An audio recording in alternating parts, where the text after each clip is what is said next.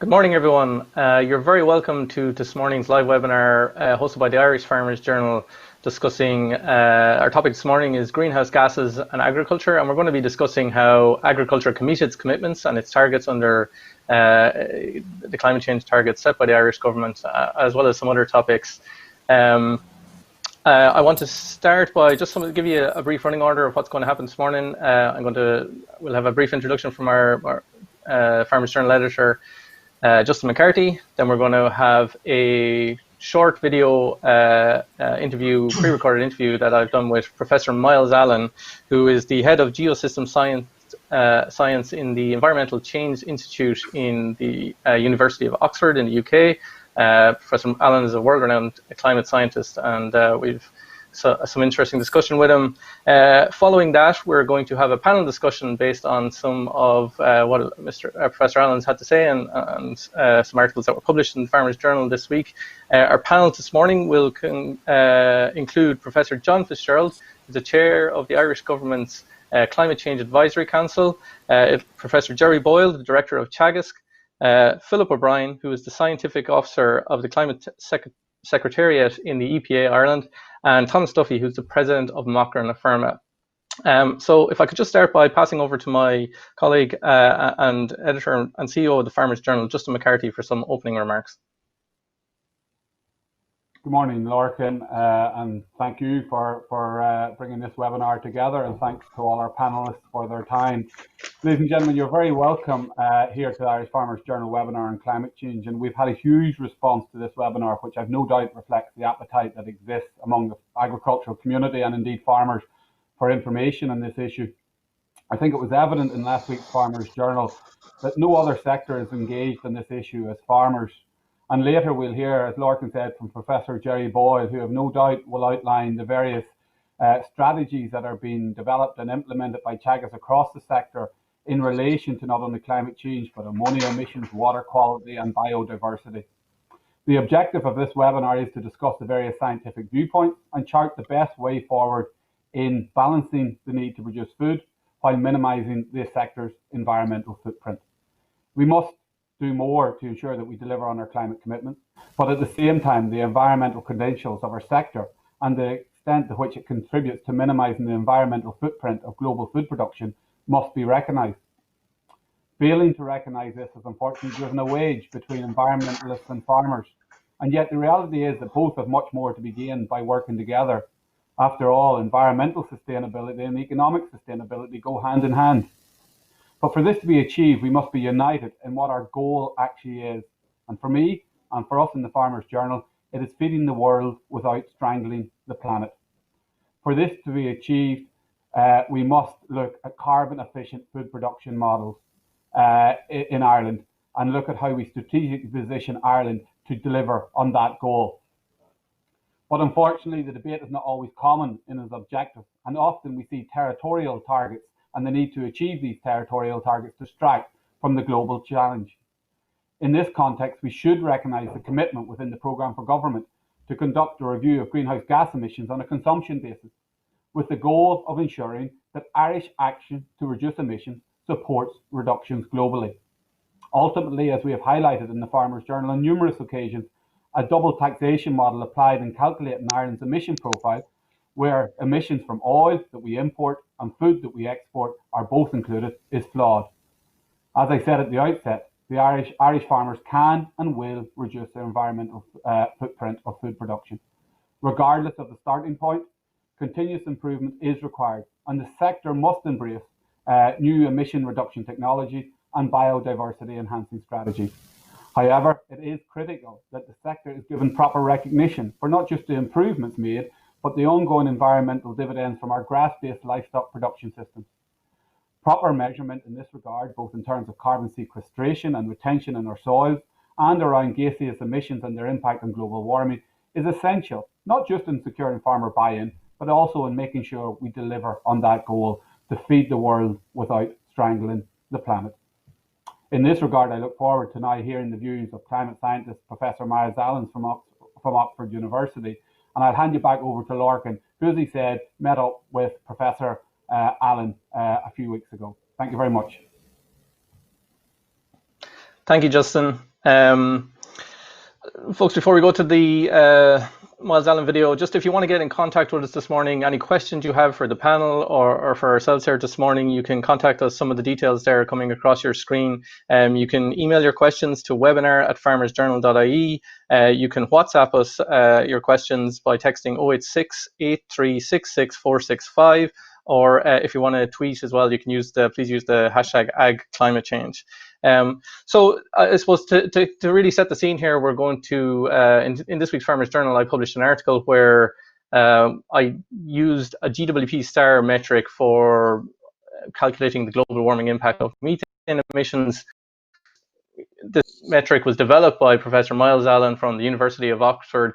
A few weeks ago, I spoke to Professor Miles Allen. We pre-recorded a live interview. It's about an hour long in total, but for this morning's purpose, we have about 10 minutes of that, where Professor Allen discusses GWP star and why it's important and why he believes it's a better metric for, I suppose, more accurately measuring the global warming impact of methane. So here, I started by asking Professor Allen, just to give us a bit of background on his career. As I said, he is the professor of geosystem science in the Environmental Change Institute at the University of Oxford. Professor Allen has been heavily involved in the IPCC, which is the UN's body on climate change. He served as the lead author of the IPCC's third assessment on climate change. He was also very heavily involved in the fourth and fifth assessments published by the IPCC, and was also part of the team of scientists who concluded, that we had to limit global warming to 1.5 degrees over the next 50 years.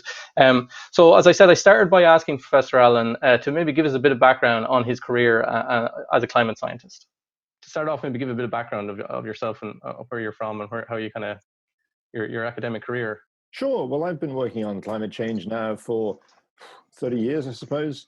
Depressingly, I can start to measure my career in tenths of a degree. Initially I was working primarily on how we detect human influence on global temperatures. But then more recently, I've been working in particular on what it'll take to stop global warming. And from research we did in the late 2000s, we came to the conclusion you needed net zero emissions of carbon dioxide. Which is the basis of a lot of the political discussion since then, is how do we get to net zero? But then prompted by that, the question arose, well, what about all the other greenhouse gases, in particular methane? And I've been doing quite a lot of work recently on the implications of net zero for methane. Mm-hmm. So, I mean, that's probably what I think most of our viewers would be best know you for, is the kind of work you've recently done on methane. And I suppose Ireland is very heavily weighted towards methane in terms of our greenhouse gas profile because of our economy, essentially. Maybe explain in as simple terms as you can for viewers, like, what is that work you've been doing on methane in terms of how it's accounted for?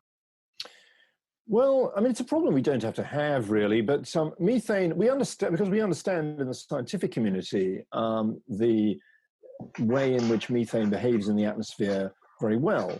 And it behaves very differently from carbon dioxide. Carbon dioxide is what we call a cumulative pollutant.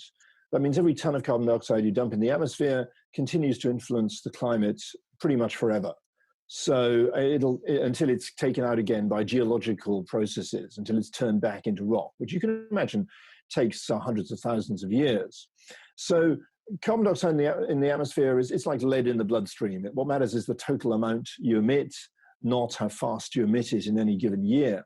Methane's completely different. It has a relatively short lifetime.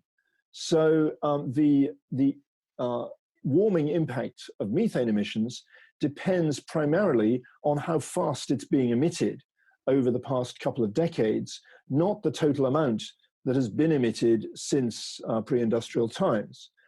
And dealing with this non-equivalence between CO2 and methane has been a headache for policymakers really ever since we've started trying to formulate climate policies seriously.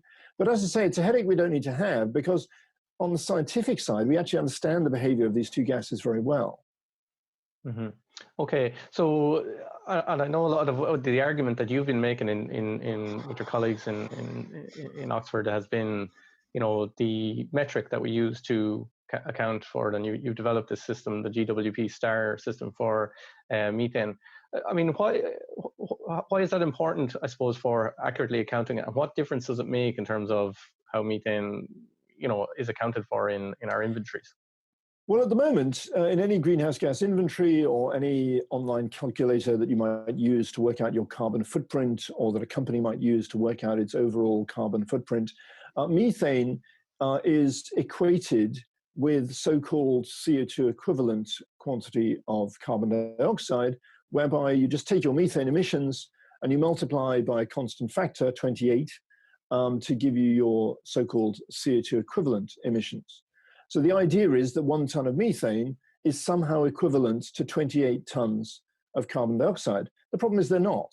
A ton of methane emitted into the atmosphere has a very different impact on global temperature. It has a substantial impact on global temperature. I'm not saying that methane, it is a very powerful greenhouse gas. It's very important to recall that and to keep that in mind, but it has a very different impact on global temperature to 28 tons of carbon dioxide. And, therein hangs the problem, because if you're trying to design policies aiming for a global temperature goal, which is what we're doing now following the Paris Agreement, we've all set ourselves a long-term temperature goal of limiting warming to well below 2 degrees and aiming for 1.5. If you've got a way of comparing greenhouse gases that doesn't actually reflect their impact on global temperature, then you've got a problem, because that'll potentially distort your policy priorities. Mm-hmm. And you've some slides there that we're going to show for our viewers. I mean, and just maybe talk around them in terms of the kind of hard science that you're talking about in terms of how you account gas and the differences between methane and... Sure. So the simplest way to think about the different behavior between methane and carbon dioxide is to think about what happens if you switch on a methane source. For example, you increase your herd size by 1 cow. That's 100 kilograms of methane per year. And so your emissions go up, and then they remain constant as long as you maintain your herd at this new size. And what impact does that have on global temperature? Well, what the methane does is it causes an increase in global temperature and then constant temperatures from then on, or slowly rising temperatures from then on.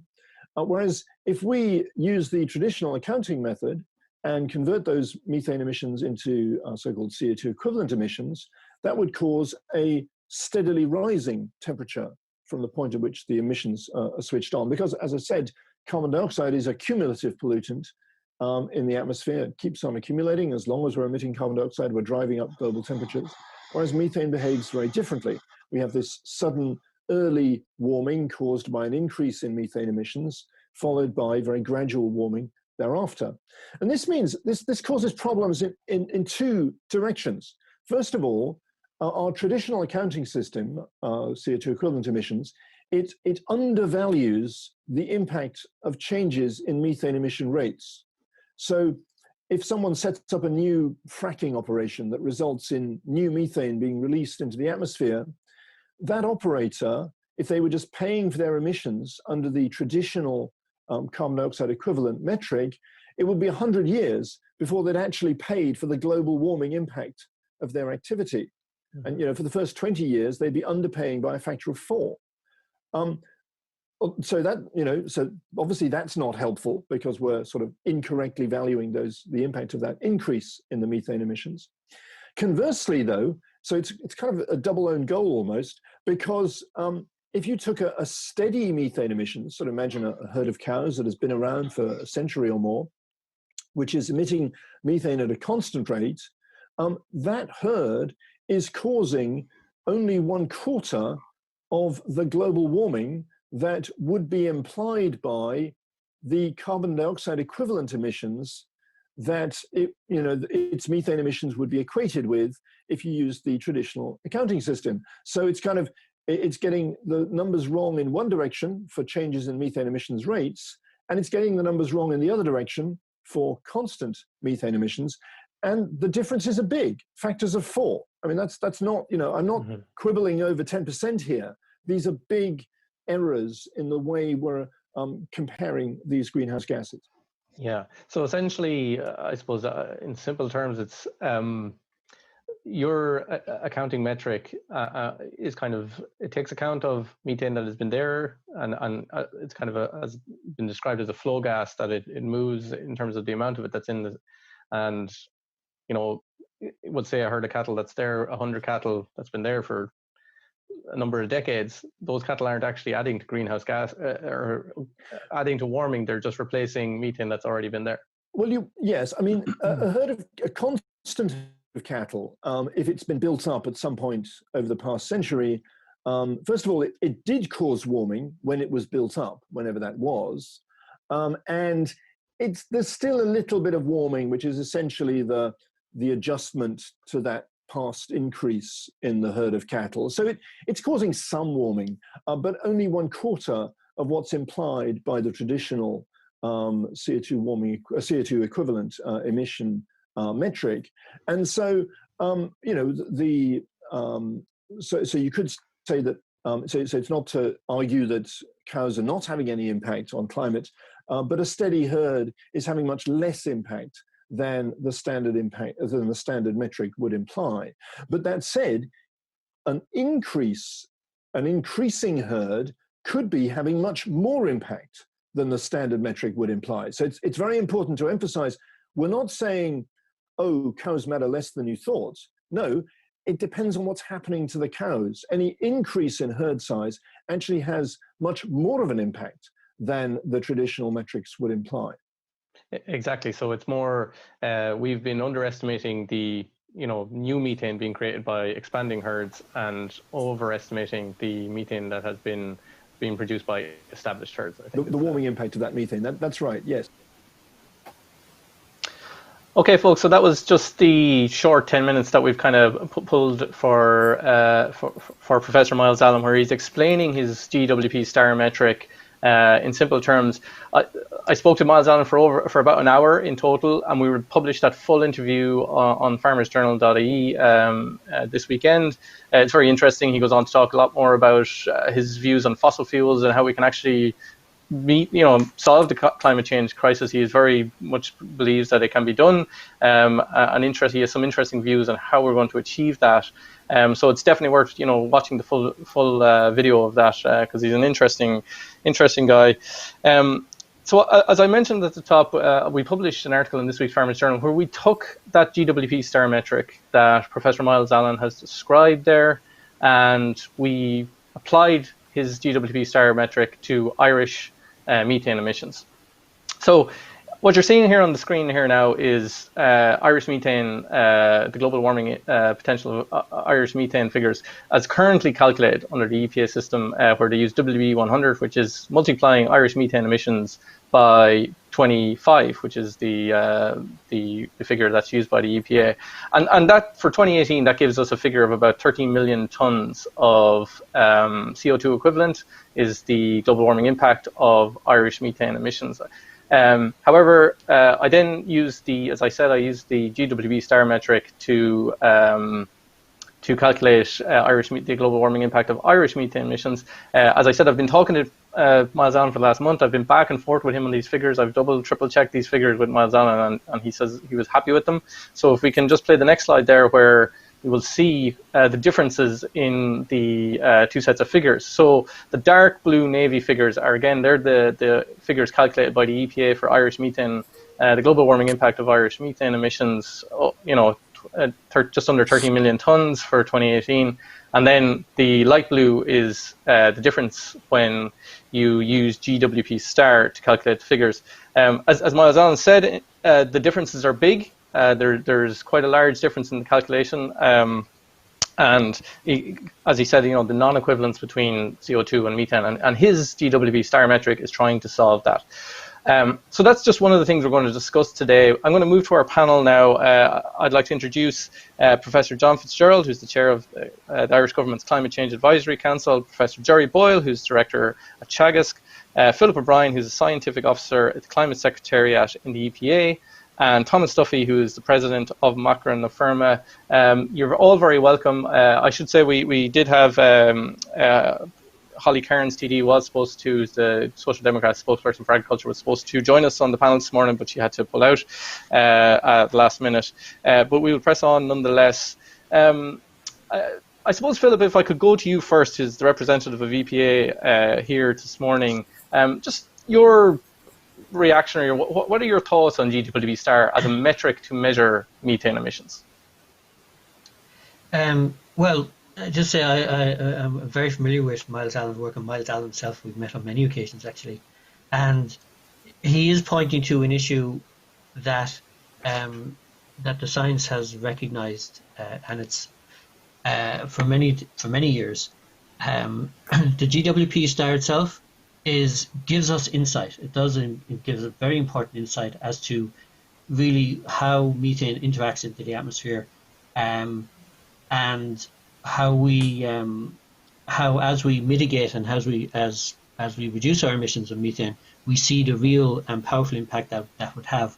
But also, as we see in Ireland, the impact it has as emissions themselves increase, which has been the case in recent years. Now, I suppose as regards the use of GWP 100, which is the standard one, if you like, the one that we use at the moment, it is not a choice of the EPA to use that. That is what has been agreed at international level. This comes with the full weight of an international treaty. We have to use this if at some stage in the future, and I am confident that the science will inform decision makings in the new context of the Paris Agreement, that we will see a shift in positions and a shift in policy focus in light of that. But until that happens, we are committed, if you like, particularly out to 2030. And those, but also I would say that the metric itself, GWP star 100, it has been fully implemented or worked through, if you like, on the science side for methane. But there are other short-lived gases that are thrown into this basket.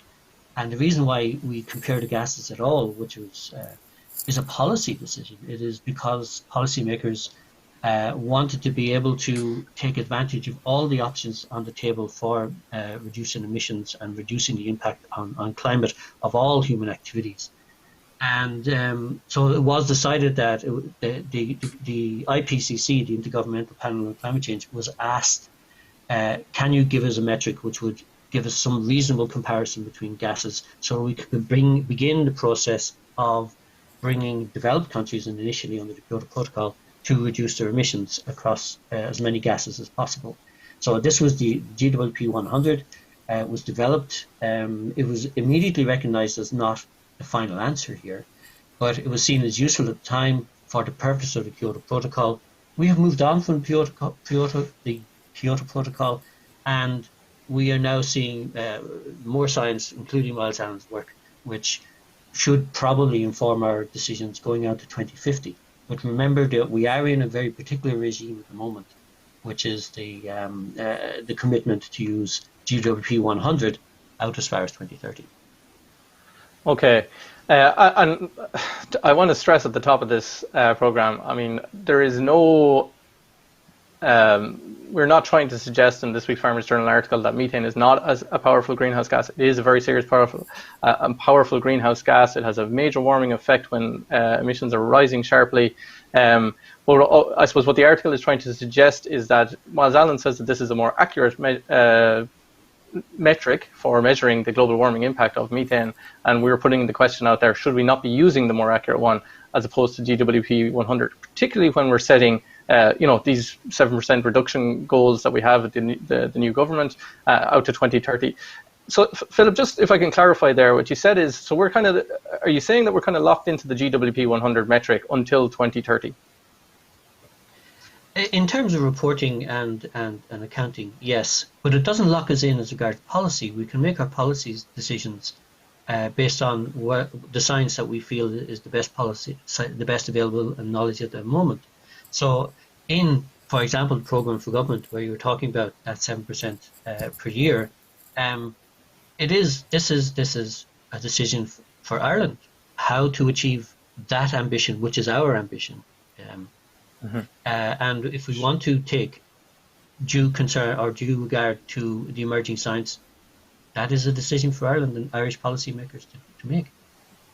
Okay, so that's interesting. So, and you know, the annual report inventory that the EPA produces every year, I'm sure there's one coming in the next few weeks for the 2019 emissions. I mean, would it be possible for the EPA to actually produce, okay, it has to report methane and enteric fermentation under GWP 100, but would it also be possible for them to produce our methane emissions using the GWP star just as a footnote, to just so that it can be seen by legislators or? Sorry, yeah. If asked, if requested, I mean, and it wouldn't be part of the EPA's formal submissions. And remember also, I mean, we have an obligation to report our emissions all the way back to 1990. And in order to use GWP star in the technical way in which it's formulated, you would have to have a robust inventory of emissions all the way to 1970 because of that 20-year aspect in the formulation itself.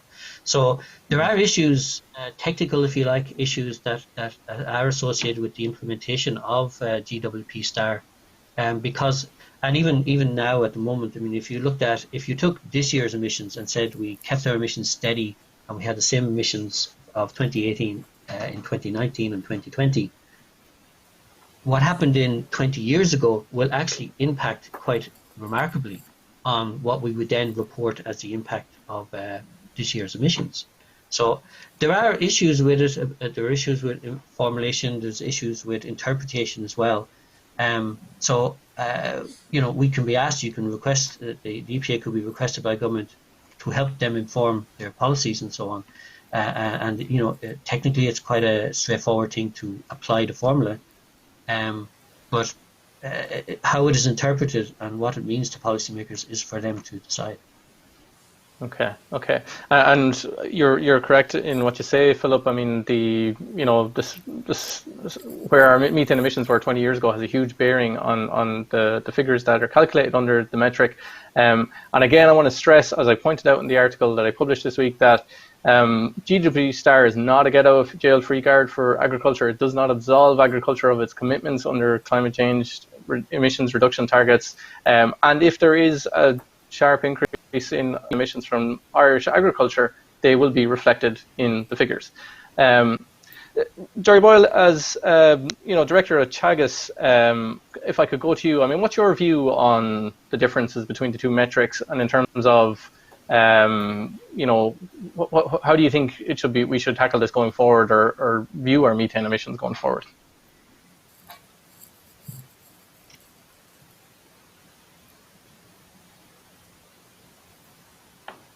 Jerry, I think you're on mute there.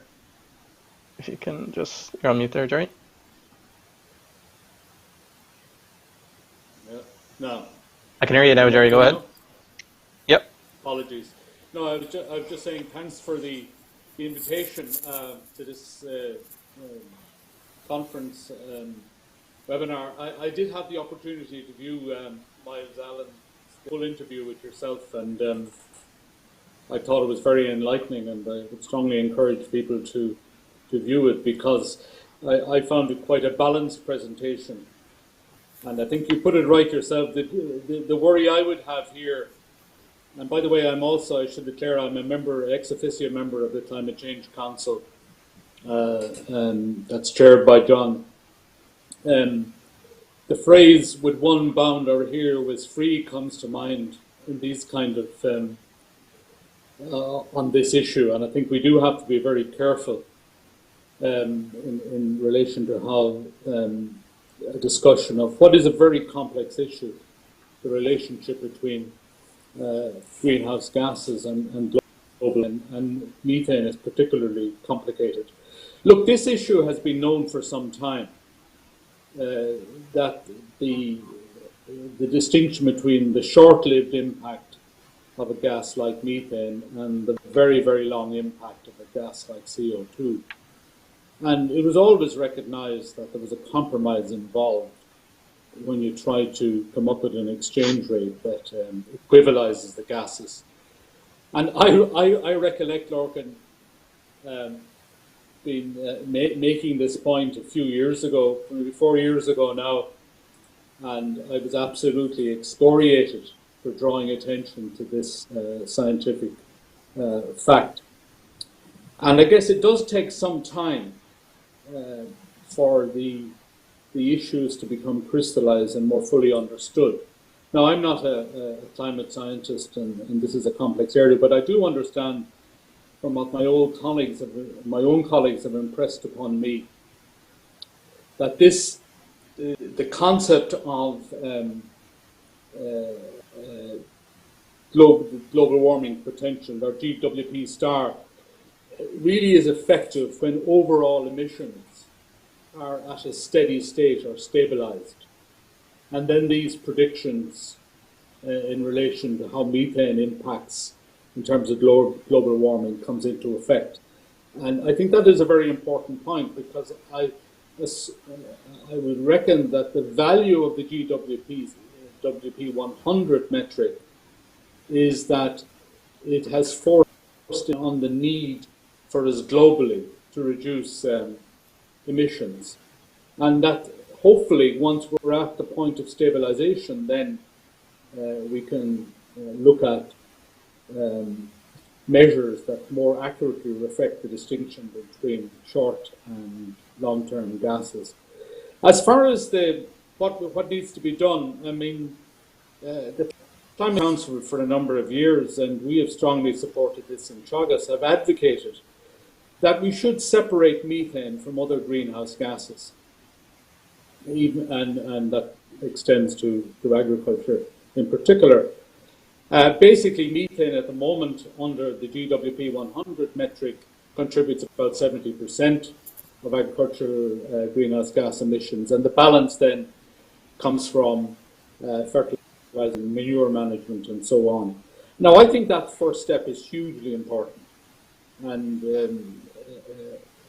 it's effectively what's recommended by the IPCC in 2018, and the Climate Council, Change Council, did recommend that in correspondence to government last year, and it's reflected again in this year's review.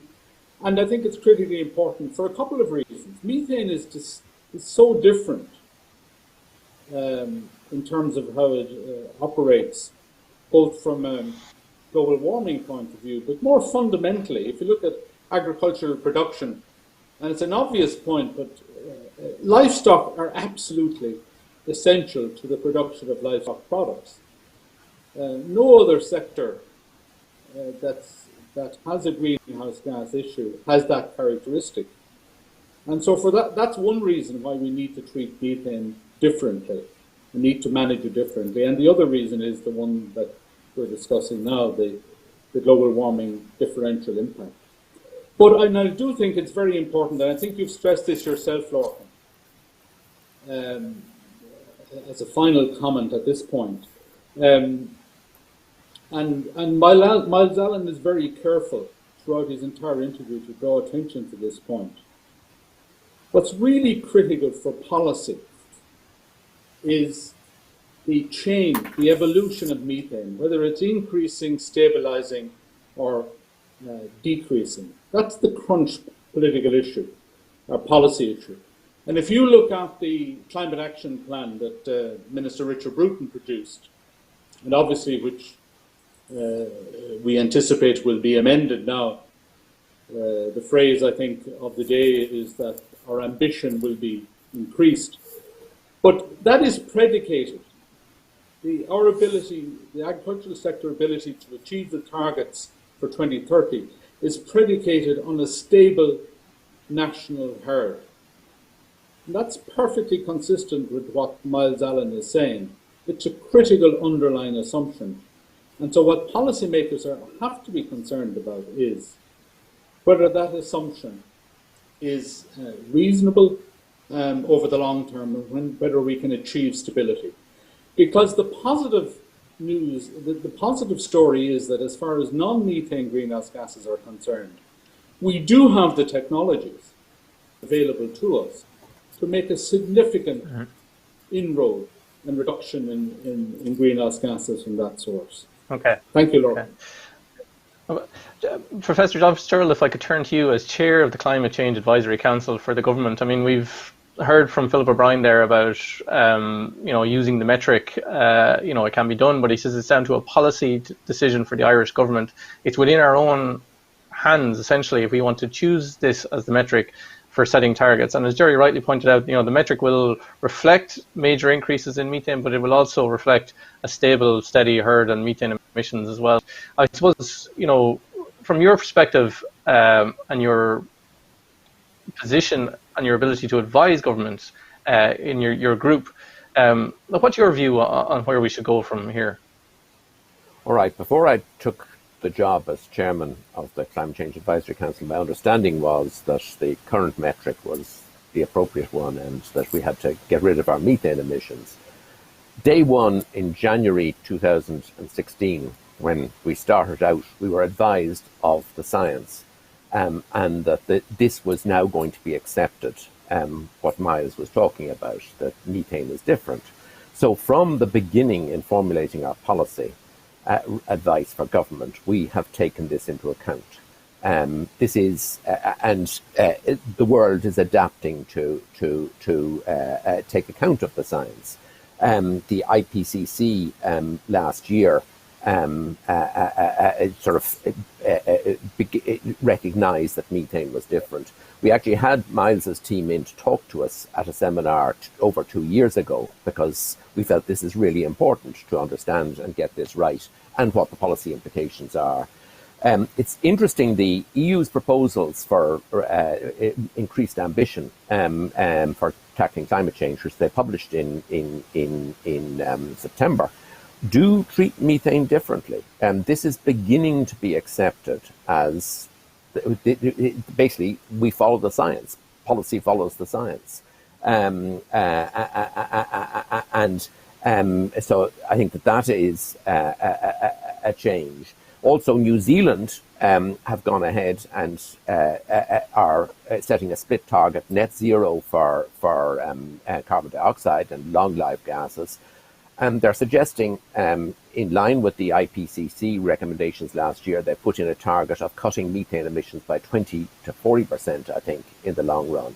So, yes, they're taking account of it, but I think what's important is that it doesn't mean, as I think Hugh Lorcan used the phrase, a get-out-of-jail-free card. Methane is still a pretty virulent greenhouse gas. So what we recommended to the government last year was that they adopt a split target, that there's a target for long-lived gases and a different target on methane.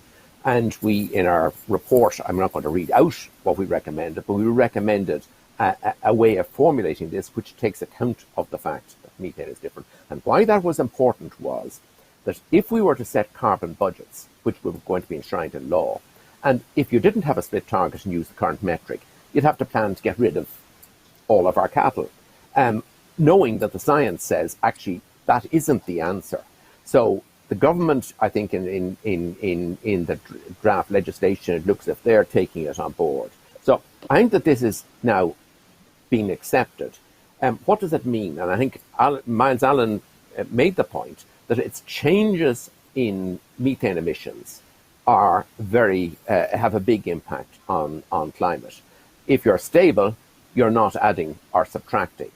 And for that reason, it is a significant concern that the herd is increasing and has increased over the last few years, because that's really serious, according to Miles. It's really serious from our point of view. It's really serious, as Jerry implied.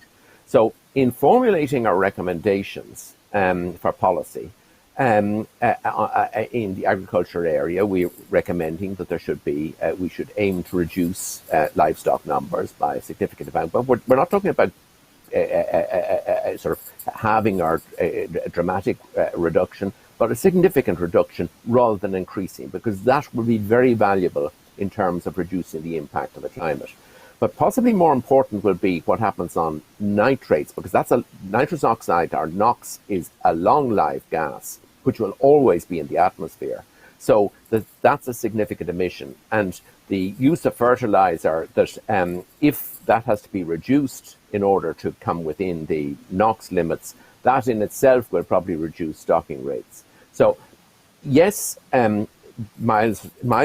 what Miles is saying is being now gradually accepted by the scientific community and built into the policy-making structures, where certainly we've recommended it be built in here. The UN FCCC will probably build it in next year in their report. The EU are recognising it. But in our recommendations on policy and what should happen in the agricultural sector in dealing with climate change, we have taken it into account from the beginning. So the change in metric does not change the policy prescription because we've already taken it into account. But I think it's very valuable in the rest of the world, like at an EU level. It's really important because if the EU didn't recognise this, then given that we're subject to an EU-wide target, it would be problematic. So I spoke at a seminar organised by Mairead McGuinness in July in the European Parliament, and the person from Ursula von der Leyen's representative there said that they would take away what we said on this, and you can see progress in EU policy. Okay. Thomas Duffy, president of Mochran Pharma, you're a farmer as well. You're one of, you're very articulate on this and very knowledgeable on a lot of this subject, and it is extremely complex. But from a farmer's perspective, I think, what a lot of farmers are just looking for is a fair playing field. And, when it comes to meeting, farming will meet its climate change targets and it will play its part. But, how important do you feel it is that we have the right measurements and for that fair playing field, as I said? Yeah, thanks, Lurkin. Look, I'm very well aware that I'm on a panel of experts that know far more, I suppose, the details and the intricacies of this, and certainly Miles Allan's work is very significant and very important. I think from a farmer's point of view, the complexity around this issue is always going to be a barrier. I think a lot of people have maybe taken the wrong message already. I suppose we do need to keep in mind that what Miles has said, in particular around the increase in methane and that being an issue. But I think it's also important, I suppose, that he deliberately drew a comparison between the likes of fracking and fossil fuel use. And this isn't simply Miles's view, but we also see this from other eminent scientists who are essentially stating that they have concerns that the fossil fuel industry is pushing a lot of the focus onto agriculture as a way to differentiate themselves.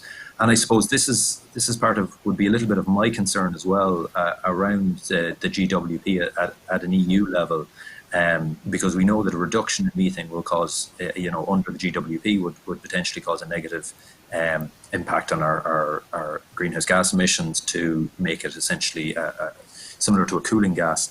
And my concern would be that fossil fuel companies may use this to try and buy themselves more time to decarbonise, because they're not able to decarbonise heavy industries like the car manufacturers. But the reality is they're already doing this under the GWP 100. We talk a lot about the expansion in the herd in Ireland. It is a focus, it's rightfully a focus. We need to get emissions from agriculture down. But when we look across the sectors, with the exception maybe of electricity production, we are not doing very well on any metric. Private car use and private transport emissions are going up. We have a lack of investment in public transport now to bring that down. Our heating sector is way off target for renewable heat. So there's no part of of Ireland that can clap itself on the back, maybe except for the investment in renewable energies. And I suppose when we talk about this from a farmer's point of view, and I'm going to say about it from a farmer's point of view for a second, the question over the use of GWP star does seem to be very well supported as a more accurate measurement and therefore the right measurement to use. But what we have to keep in our mind is that from a farming point of view, methane should be seen as a waste. Essentially, this is turning something which should be being converted into milk or meat, namely feed, into something which is being released into the environment. Teagasc has done excellent work around mitigation strategy and how to focus on that. The only comment I would make is in terms of a herd reduction or potential herd reduction. One of the things we often hear is that decreases in intensity won't be enough unless we decrease the national herd. But there is a backlash effect when you actually get down to the metrics of how you're going to achieve a reduction in the national herd. If you go into limitations, we will see what we saw with we will see what we saw with the milk quota system. Essentially, inefficiencies rising because farmers have no mechanism in the market. The other thing I would say is, in terms of, at the moment, while there are a lot of governmental policies and there are a lot of good research around how to reduce emissions, there are no market drivers at the moment for farmers. There are no major benefits to farmers, with the exception of looking at the efficiency question. I certainly note that I think our ambition in how we want to change the agricultural sector does need to change. I think farmers need to take ownership of this. I think there needs to be very clear messages, and I would say that the signposts webinars produced by Teagasc were absolutely excellent in that regard, because they were very accessible to both advisors and farmers. So look, those are sort of kind of the elements. I would always say to farmers, when it comes to methane, reducing methane, both through efficiency, through direct interventions, through feed strategies, will benefit us hugely, and it will then benefit the environment as well. But maybe we should just focus on the benefit to ourselves. No, you're right, Thomas. And like, I think you described it well there, basically, as methane has been a waste, and that's the way as Alan very much described greenhouse gases and the climate change problem, that essentially it's an industrial waste problem where we're dumping waste into the atmosphere, CO2 from fossil fuels, but also methane as well, and being able to tackle that. I want to go to some of the questions that have come in. Jerry, maybe you, as head of the research arm of the state here when it comes to agriculture, the potential for feed additives to reduce methane. I mean, there's a lot of hope there that this could be a great way to reduce methane, and the benefits then of reduced methane for our climate. Where are we from your position, when it comes to these feed additives and their, methane reducing feed additives? How far away do you think they are from coming on the market, and how effective do you think they could be? Well, Lorcan, we're doing significant amount of research on a number of feed additives at the moment, and some of them are closer to market than others. But I'm around long enough to know that there have been several false dawns in this area, and to know that look, we're going to have to wait, in my opinion, at least another 3 or 4 years to see whether the ones that are closer to market will materialize, and then others will take longer. But even if they do come forward as effective in reducing methane on a per animal basis, obviously cost is a factor that we would have right up there as in appraising these technologies. But the other point that's emphasised, I thought, by Thomas is really important. This is a classic efficiency measure, and we're very clear that efficiency measures, and there are many others apart from feed additives, will reduce the amount of methane produced on a per kilogram basis, or greenhouse gases on a per kilogram basis, holding the herd constant. And obviously that's a huge assumption, because there will always be the possibility that with the additional gains in efficiency, there will be a clear incentive, or perhaps a propulsion to increase animal numbers and thereby offset the efficiency. And that's been the problem for the last 10 years. We can measure the significant benefits that have been achieved in reducing efficiencies, in increasing efficiencies on farms. But these have been offset then by the countervailing increase in numbers. Yeah. Okay. Philip, if I could come back to you on the EPA, a number of questions in from farmers to us here today, and let me just see. Yeah, Eddie Punch, General Secretary of the ICSA, has put in the question, and a good few others as well, mentioned the sequestration issue as well. Another thing that farmers feel frustrated with in terms of accurately measuring sequestration on their farms, be it grasslands, hedgerows, trees. I mean, again, we said about asking for fairness in terms of how we calculate. Is there how do you see in the future a way of calculating net emissions figures from agriculture? When you include some of the, albeit obviously it's very difficult to measure. Where do you think we are on that? So, well, as you allude to it, this is one of the more technically difficult things to achieve. To be able to monitor, certainly on a farm by farm, and it would be actually be almost on a field by field basis, what is happening to that very complex dynamic of uptake to soil. But it's a little bit easier when you talk about uptake to biomass, be it forestry trees and indeed the hedgerows. If you manage your hedgerows to increase the amount of biomass within them, you would be able to measure that. And if you, I suppose one of the difficulties that the EPA will have in incorporating that into the inventory fully is knowing that it's happening, knowing that on a farm by farm basis. I mean, that information has to be reported upwards to eventually get to us, probably through the Department of Agriculture, that we can then properly reflect that these new management practices have been put in place, and they have led to an increase in the biomass stored within the hedgerows or within soils and so on. Soils being very difficult because it takes a long time. It's a very long, slow process. But if you change the practices, yes, I think we can accommodate it and say, we know that those practices were instigated, let's say in 2020. In 10 years, you will have accumulated X amount and so on, provided that those practices remain in place. And the farmers that take on these practices then should be suitably incentivized to do so and rewarded for doing that. But now, but in all these cases, there is a limit. It's, a forest will only grow so tall. A hedgerow has to be managed and will ultimately reach a saturation point where there's only so much carbon there, and it won't take any more. And soils themselves will ultimately, although it's a much longer process, ultimately reach a saturation point. So when it comes, all those methodologies and all the science behind it is fairly robust at this stage.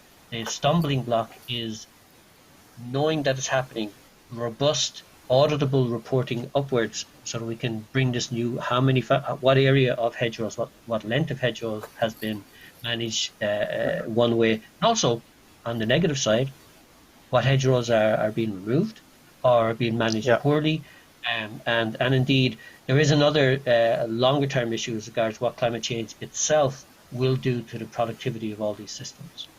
Sure. Okay.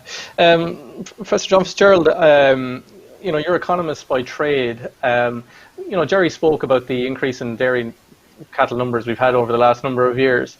And okay, there's been that pent-up demand that has come since because of quotas, and we've seen the natural expansion of a lot of dairy farmers. But we've also seen an awful lot of farmers, switching into dairy, going from beef into dairy or going from tillage into dairy.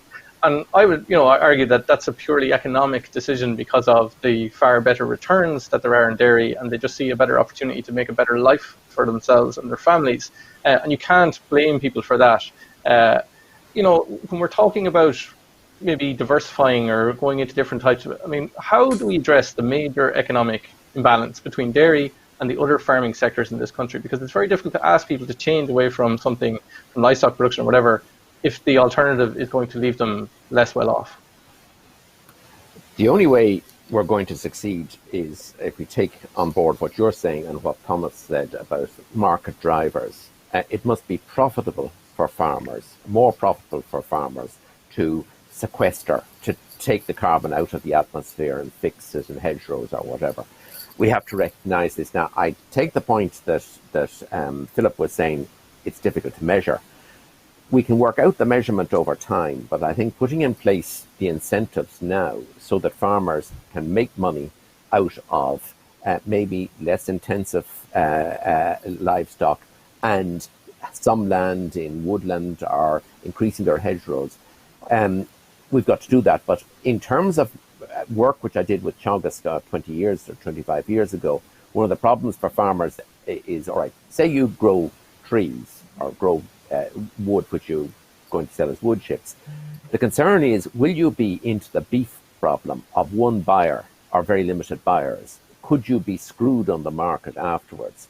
So it's putting in place incentives and giving reasonable certainty to farmers that those incentives will last, that this won't suddenly disappear.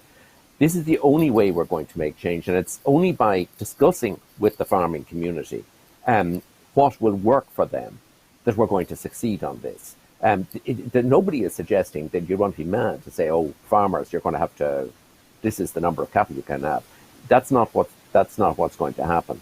But it is finding a mechanism to encourage farmers to make the changes, give them a share in the benefits of reducing global warming, and making sure that they're certain that this will work in the future. Mm-hmm. I think kind of what you're sort of hinting at there is this kind of notion of carbon farming, where farmers might be sort of incentivized to sequester carbon or reduce emissions.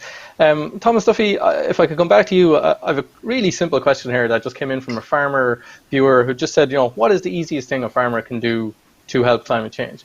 And from talking to farmers, I feel like that they want to play their part, but they feel really frustrated because it's very complex, obviously, and they're trying to, how can they play their part? Nobody wants to damage the climate.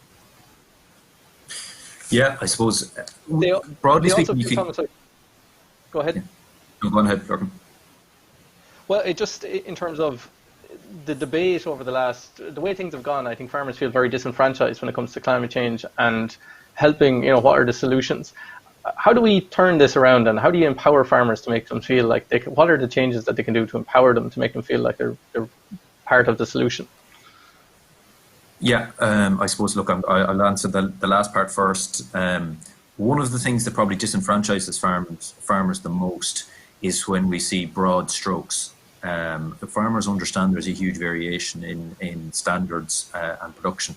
All Irish farmers are working very, very hard, but in some systems you have a lower carbon intensity and a lower carbon emissions overall. We have to take account of that. One of the places that I draw attention, I suppose, to, and not to throw aspersions at anyone, but when you're seeing on the national broadcaster using global average figures instead of Irish figures, I mean that's a fundamental problem there straight away, because they don't represent, I suppose, what farmers are actually doing. And I suppose the issue with that is that you're not differentiating, and therefore again goes back to the comments that Professor Fitzgerald has said around the I suppose the need for market incentives. If the consumer is being told that the only way to reduce their emissions is to not buy beef, there's no incentive in the market for Irish farmers to reduce their emissions by producing beef, because we're not going to produce soybeans or chickpea protein isolates. So we need to be clear about that. I suppose there are two kind of differentiations I'd make. If a farmer wants to see, okay, what can they do? The best thing that they can do is go and look at the Chagas-Mack curve. See what recommended measures there are. They are low emission slurry spread and changes to urea production. All of those, there are a number of different ones. Go down as far and do the calculations for your own farm. I have implemented most of them at this stage. On our farm, we're low emission slurry spread, and we've changed all of our nitrogen use to protected urea. We've used 100% sex semen this year. But then and I suppose this is important for the question of the difference between intensity and total emissions. There are two big steps that both the beef and the dairy industry, separate to each other, can take. The first one, and I know Andrew Cromie of ICBF's figures around this, that 10% of enteric methane could be cut by lowering the age at slaughter by 2 months in the beef herd. Now, that doesn't mean reducing the carcass weights that we're slaughtering, but rather trying to get all of the things lined up so that we can increase feed efficiency in the beef herd. In the dairy herd, one of the easiest and simplest steps that will also increase farm profitability is to increase the longevity of the individual cows and reduce the number of animals that we're using as replacements. Reducing that turnover is very important. We can't do that without the importance of genetic gain, and there's no point keeping an inefficient older cow and not having a more efficient younger animal. But we know that animals that have higher on average, and simply moving it from, I think we're around 4 lactations on average to 5.5 lactations, has a very significant impact on the methane output of a dairy farm. So those are two simple things that both of those sectors can do, and focus on those. And there's a lot of stuff to get to that point. You need to get all the things right. You need to get your health right. Yeah. You need to get your genetics right, but they can be achieved. Okay. One for the panel. Harold Kingston, he's a dairy farmer down in Cork, and he's the IFA's Munster Regional Chairman. Harold is just, he's put a question, I suppose, I don't know who wants to take this. The CRISPR technology was recognised this year's Nobel Prize for Chemistry. I mean, should Ireland, these sort of technologies that are blocked currently by the EU, I mean, is it right? Should we start, should we be using these sort of technologies to try and help us reduce emissions, or where we are? I don't know, Jerry, if you want to take that. Yeah, well, look, Lorcan, you can guess what I would say. From a scientific perspective, I think it's extraordinarily retrograde step to not allow these technologies. They have a huge potential for addressing the world hunger problem, which, remember, still very much exists, unfortunately, but also they have a huge potential to address many of the issues we're talking about here. I would certainly love to see some relaxation, but I certainly wouldn't be optimistic of that happening in the. Oh, I think we've lost you there, Jerry. Can you hear it, Jerry? Are you there? Okay. Yeah, can you hear me? Yeah, go ahead. No, I was just saying that it was a very significant the CRISPR-Cas technology was honoured in the Nobel Prizes. We've certainly been observing this technology over a number of years, but the likelihood of it being adopted in Europe, I would have thought, is still very remote. Mm-hmm. Okay. I have a question here from Dennis Drennan of the ICMSA. He's just wondering, given the GWP star and the differences in it when you're calculating methane, I suppose maybe to you, Philip, he says, do you feel that we've overemphasized the role of methane in greenhouse gas emissions, or should we be looking, should there be more emphasis on burning of fossil fuel emission CO2 in terms of climate, in terms of addressing climate change here in Ireland? Here in Ireland and everywhere, we would not be having this discussion if it wasn't for carbon dioxide, it wasn't for the combustion of fossil fuels. However, we are at a stage now with global temperatures at just above 1 degree, and we're trying to get, stay within a limit of 1.5 or 2, that we can't ignore the other options and what we can achieve with the other gases. So, as I say, we wouldn't be in this place if it wasn't for CO2, but with the cliche, we are where we are, and because of where we are, we do have to address the emissions of all the gases. Has the role of methane been overemphasized? I don't think so. I mean, in regard to the fact that our emissions are increasing, I mean, we haven't implemented the policies necessary in Ireland to tackle properly CO2 across many of the sectors, and methane within agriculture, nitrous oxide. We did have a delay, put it that way, that it has been difficult to identify the mitigation options. But as has been mentioned, the MAC curve is the toolbox from which farmers will have to make their decisions as to which are viable on their own farms and so on. So we are in a better place now. And we can't ignore what methane can deliver for us if we can manage to reduce its emissions. And indeed, when we're aiming towards neutrality by 2050, what we need to do with nitrous oxide as well. Yeah. Okay. Perfect. Thanks, Philip. I'm conscious that we're just on the hour mark here now, and if it's okay, we might just run a few minutes over. I just want to get final comments from my panel here this morning. John Fitzgerald is the head of the Climate Change Advisory Council. I mean, what's your view? For the next decade, we're going to see binding targets in the climate bill this year. Where do you think we're headed in terms of Ireland? Obviously, and particularly given the size of agriculture in the Irish emissions profile, where do you think we're headed? Well, for me, the biggest concern is carbon dioxide, actually, not methane, because I think we can make sufficient progress in the agricultural area in a way that is consistent with maintaining farm incomes. It's in the other areas where reducing carbon dioxide, for me, is going to be far more difficult and probably expensive. So what keeps me awake at night, actually, it's not really farming, although farming does have to change, but I actually can see a way through it for farming, whereas in the other areas, it's much more difficult. Okay. And on that point, in terms of CO2, Philip, you maybe might comment on this. I mean, is there a danger of, we'll say, heavy industry, fossil fuel companies, oil extraction, data centers, sort of, using this thing of, they're going to plant forests, sequester carbon to sort of offset their emissions, and also pointing at farming, more, that it's more takes the blame? I mean, is that a concern? Is the fossil fuel industry, in your view, taking it seriously? Is it?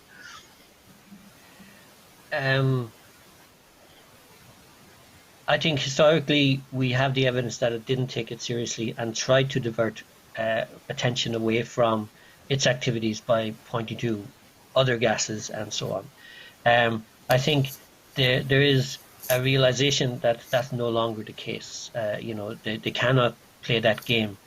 The target now, what we need to achieve, we know what we need to achieve from the IPCC 1.5 degree report, that CO2 has to go to what they call net zero, and indeed negative, as in to be removing more carbon dioxide of the atmosphere to offset the fact that we put so much in at the beginning.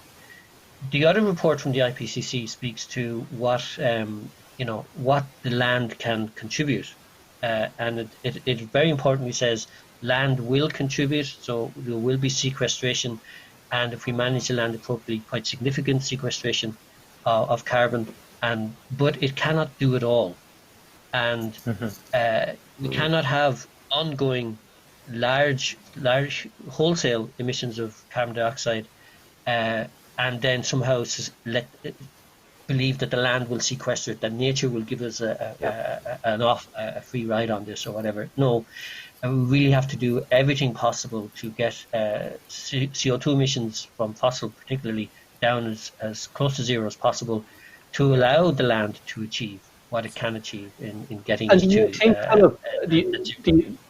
Do you think, Philip, there is a risk of, when you talk about that's the land and being used as a carbon sink and sequestration, that well, we have to hit this net zero target, is there a danger of at the detriment of our food production system?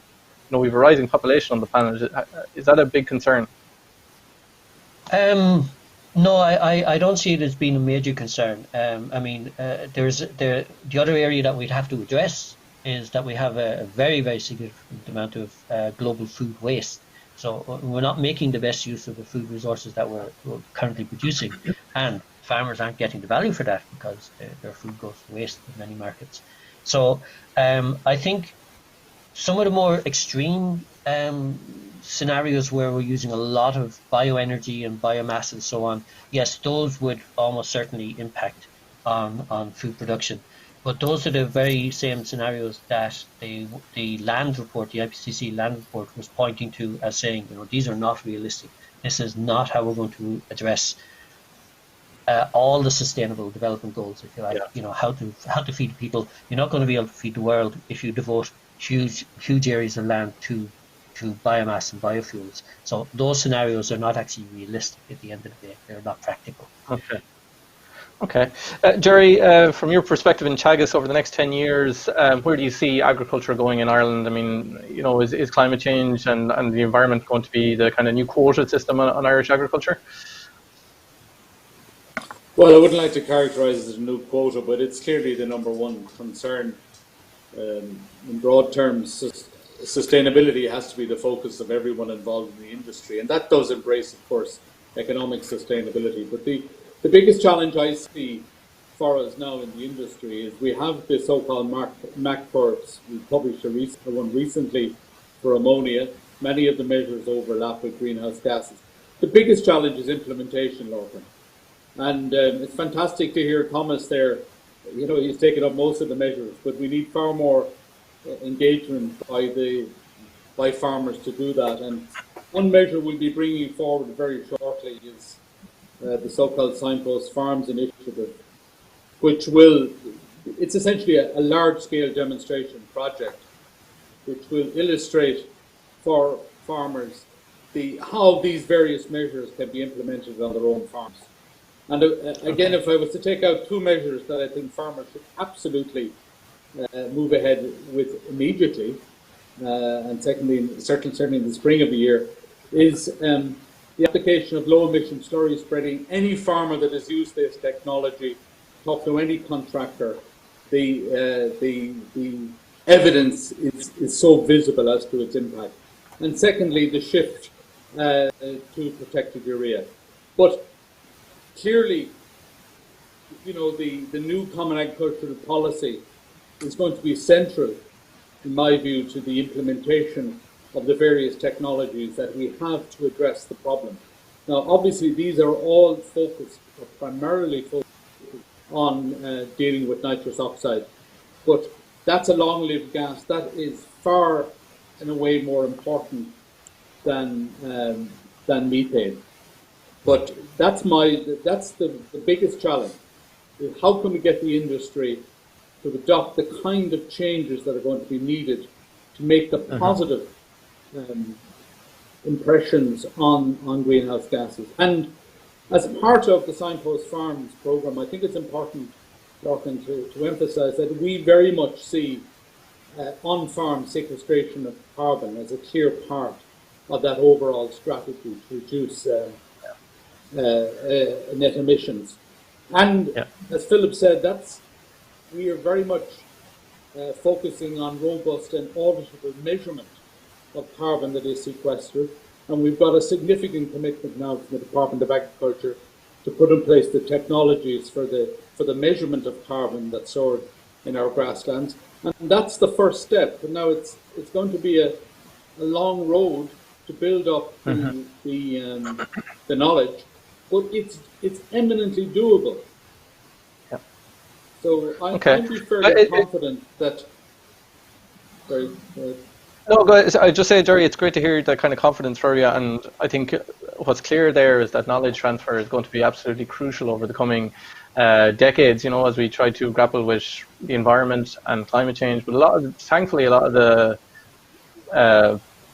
sort of mitigation efforts, there's win-wins there for the environment and climate. Thomas Duffy, if I could finish with you as the farmer on this panel.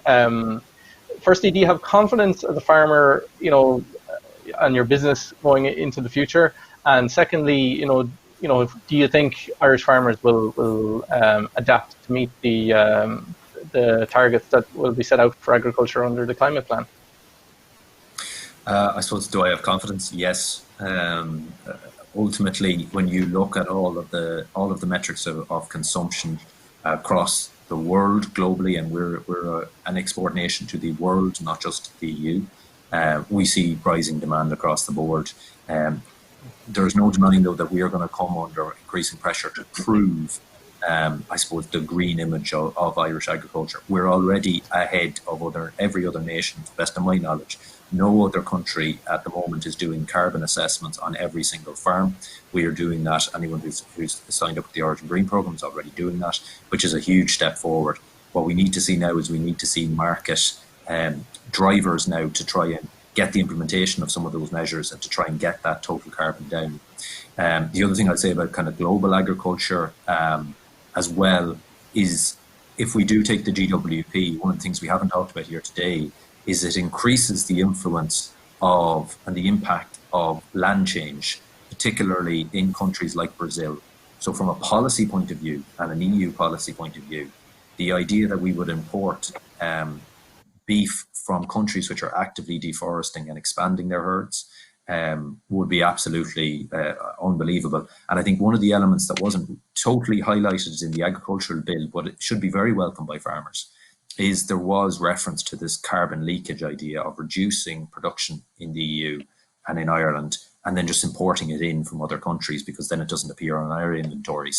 But I suppose that is one of the big issues. If we take GWP, where we're seeing expansion, particularly where it's coupled with land use change, particularly deforestation, that's going to become a much more significant thing. And if that's adopted globally, it will make Irish farmers look better, because they are better from those metrics. Okay. Look, folks, I'm conscious we're a little bit over time, but we've had a really engaging discussion here this morning. It's a complex issue. There's a lot more. We could have stayed here for 2-3 more hours discussing the various different scenarios and potentials. I just want to thank everyone for joining in today. I want to thank my panel, Professor John Fitzgerald, Professor Jerry Boyle, Philip O'Brien from the EPA, and Thomas Duffy. I think it's been a really engaging discussion. We haven't got to all your questions, but we'll try and answer them in the Farmers Journal next week. And again, I want to thank everybody as well for joining us and my colleagues as well. So yeah, thank you very much, and thanks for joining us.